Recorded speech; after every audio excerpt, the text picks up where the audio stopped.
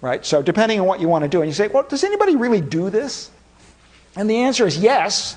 I'm going to spend 2 minutes talking about a neat example, which I had a chance to work on some years ago. Suppose you're broadcasting a TV signal in the city. So this is sort of the picture, you know, if you looked at the signal coming into your TV set, think of this as sort of one bit of TV picture coming in. Because of all the reflections, what you'll discover is that you get, you know, all these ghosts of the TV bit. So, you know, this is the reflection off the Prudential Tower.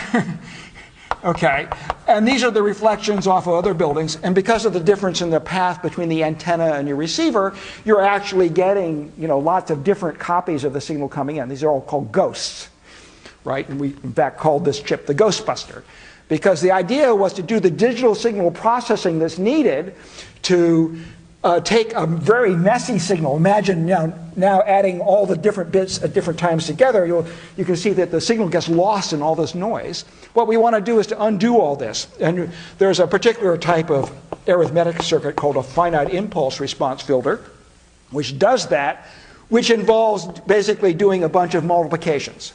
So this circuit needed to do about 150 8x8 multiplications.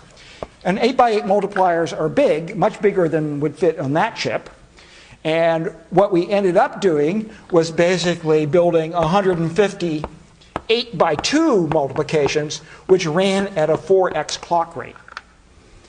In other words, what we did is we took advantage of exactly the transformation I just showed you to build a much smaller multiplier and run it 4 times as fast, and then accumulate the partial products in a register, which allowed us to take a chip. This chip, if it was 4 times bigger, would actually, you know, be hugely expensive. And so by doing this sort of